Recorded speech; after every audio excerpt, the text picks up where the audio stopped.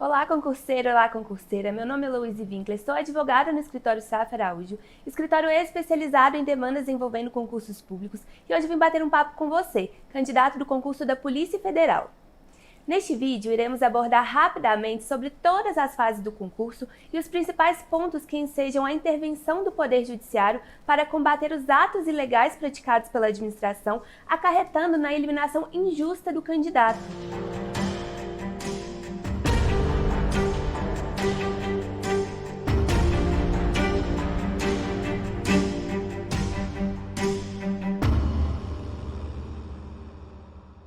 Sabemos que a Sebrasp vem cometendo ilegalidades durante todo o certame, desde as provas de conhecimento até a entrega de documentos antes do curso de formação.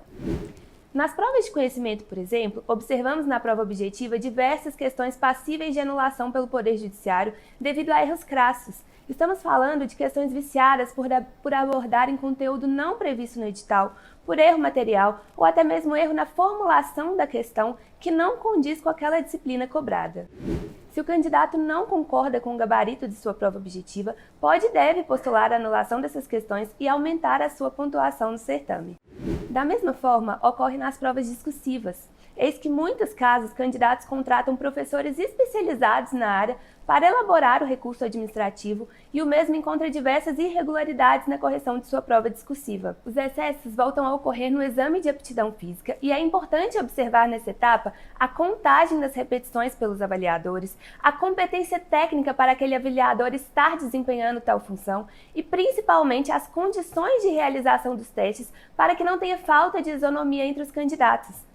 Nas ações judiciais, solicitamos as filmagens do teste para demonstrar irregularidades na avaliação do candidato, apontando de forma clara e objetiva para o juiz a necessidade de anular o ato por ausência de isonomia ou razoabilidade na execução dos testes. Outra etapa importante é a fase da avaliação de saúde, a fase dos exames médicos, em que o candidato realiza uma série de exames previstos no edital para comprovar a plena capacidade para exercer as funções pretendidas. Contudo, o candidato somente poderá ser eliminado nessa etapa se o fator que te eliminou estiver diretamente ligado com a natureza da função pretendida. Exemplo, é comum que a administração elimine um candidato em razão do histórico de cirurgia em algum membro que não deixou sequelas e não causa limitação funcional. Isso caracteriza uma eliminação ilegal.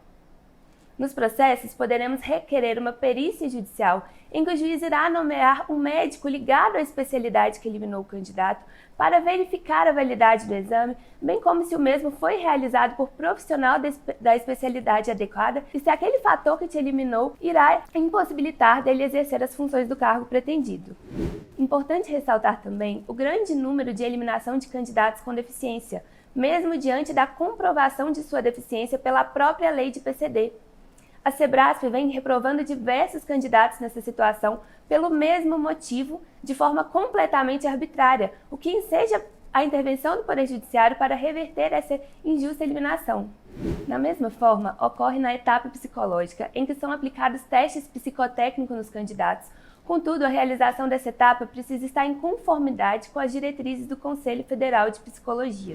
É comum que a administração não observe a necessidade de critérios objetivos na execução do teste ou realize uma análise conjunta, apontando supostas inaptidões em apenas algum dos testes aplicados. E essa etapa causa grande indignação nos candidatos, pois após serem aprovados em todas as fases, se deparam com uma eliminação imotivada, ilegal, e da mesma forma poderemos requerer nos processos a nomeação de um psicólogo de confiança do juiz para analisar os testes realizados pelos candidatos no concurso e apontar todas as irregularidades, demonstrando que o candidato não possui qualquer fator psicológico que o impeça de realizar as funções do cargo pretendido.